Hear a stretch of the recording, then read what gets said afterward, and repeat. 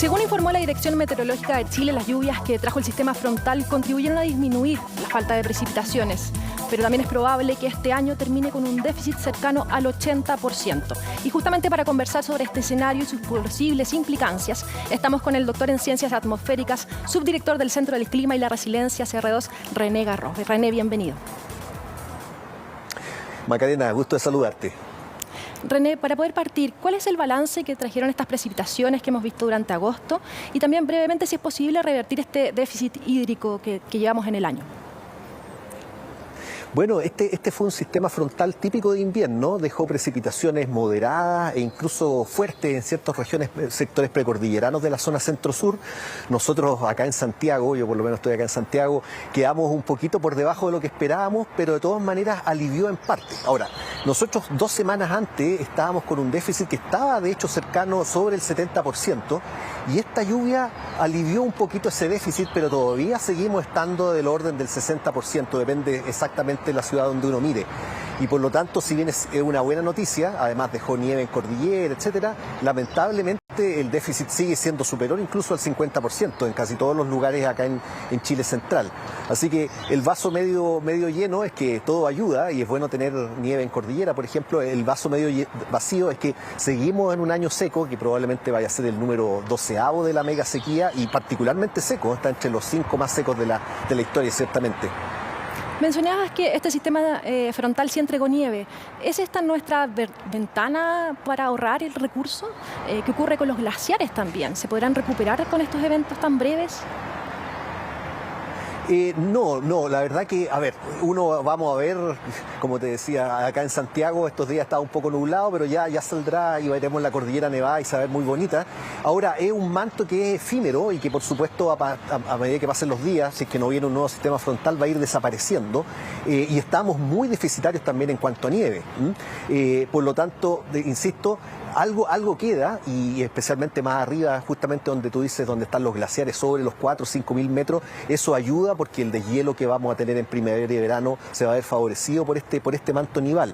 Pero tampoco, insisto, no hay una recuperación al 100%, todavía estamos lejísimos de eso, y aunque todavía queda algo de invierno, y incluso la primavera de repente da sorpresa, especialmente en la zona centro-sur, insisto en que probablemente este año vaya a constituir un nuevo año seco de parte de esta famosa mega sequía.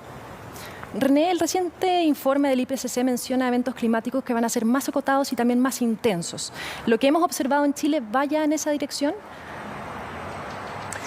Va en esa dirección, sin embargo todavía, y de nuevo refiriéndome a este concepto de la mega sequía, que es este periodo largo que más o menos partió el año 2010, a ver, primero que nada, las proyecciones hacia Chile, hacia el futuro, efectivamente nos hablan para la zona central de un clima más cálido y más seco.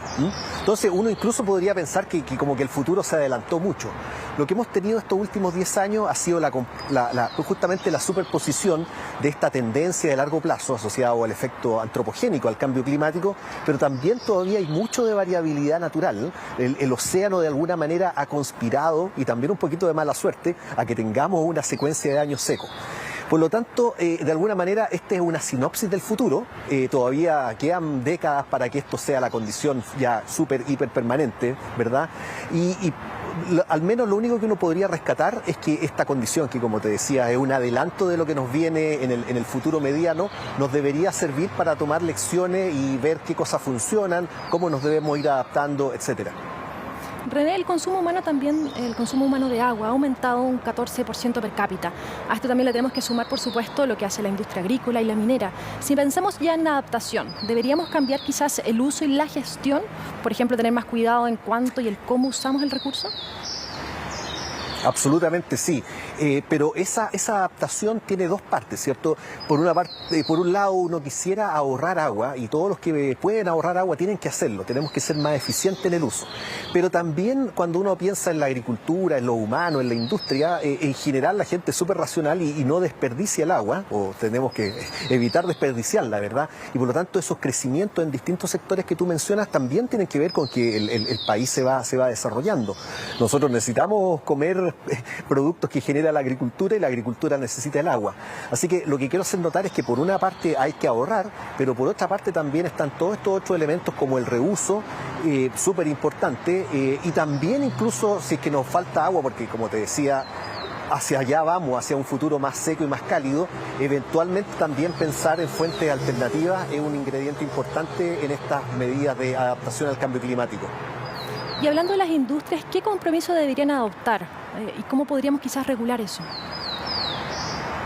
Mira, las industrias van a regularse por dos razones. Una es la regulación que les imponga justamente los cuerpos legales, tanto reglamentos, leyes, incluso ahora que estamos discutiendo la Constitución, ¿verdad? Y por lo tanto tiene que estar este concepto general que nos tiene que guiar a todos, a la industria grande y pequeña, a la agricultura, etcétera, a un mejor uso del agua.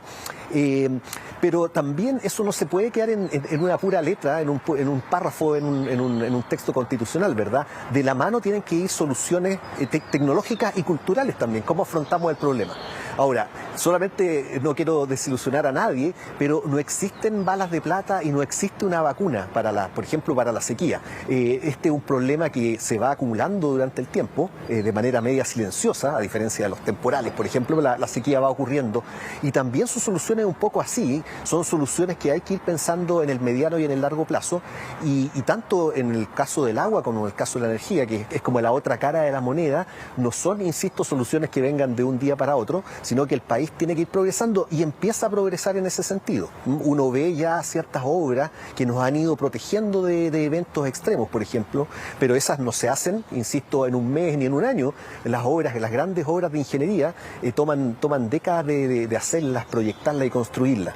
Así que hay que partir y acelerar ese esfuerzo, pero tampoco quiero ser inocente y llamar digamos, al exitismo o a pensar de que nos va a llegar alguna vacuna de alguna parte para solucionar el problema. Tenemos que ser parte de la solución. Tú mencionabas que este año va a ser catalogado, va a estar dentro de los rankings de los 5 más secos de la historia, ¿no es cierto?, de nuestro país.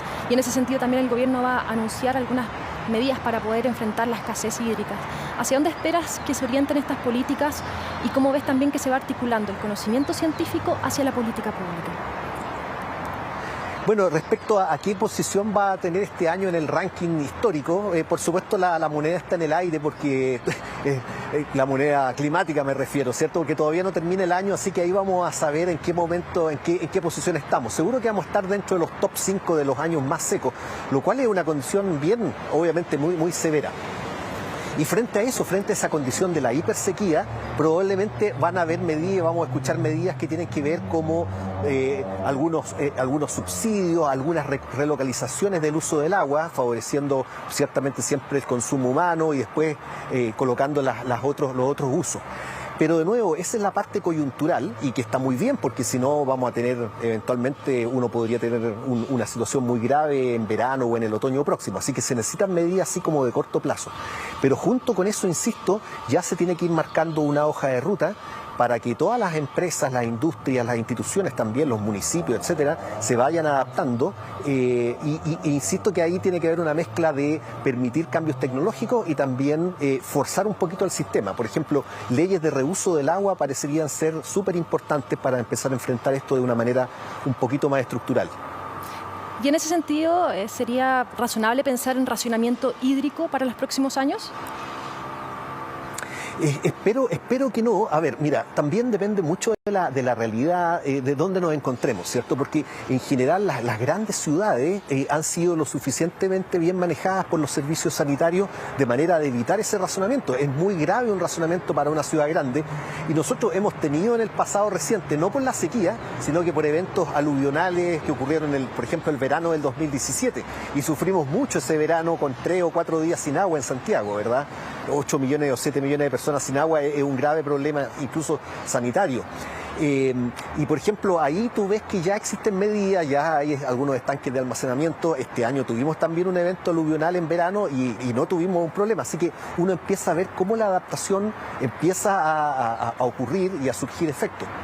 Ahora, el racionamiento uno nunca lo puede descartar, pero probablemente las grandes ciudades, los servicios, insisto, están muy preocupados y sobre eso de tal manera de evitar eso. Ahora, si uno se va al mundo rural, por el contrario, ellos no hay que esperar este año para tener razonamiento, ¿verdad? Ellos han estado viviendo, buena parte de la población ha estado viviendo en condiciones de mucha estrechez hídrica, así que hay un poquito de dualidad ahí entre el mundo rural, entre ciertos sectores del mundo rural y las grandes urbes. Uno no sabe, como te digo, porque si bien es cierto, tenemos estas proyecciones climáticas, uno no sabe exactamente lo que va a pasar, por ejemplo, el próximo invierno, y eso de alguna manera va a determinar estos escenarios que pueden ser más o menos malos. Pero tenemos que preocuparnos de eso que es coyuntural y de esas soluciones de largo plazo que te mencionaba previamente.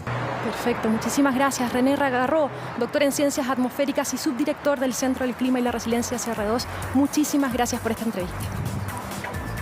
No, les agradezco a ustedes, que estén muy bien. Nosotros nos vamos a una pausa. Espérenos 2 minutos que ya volvemos.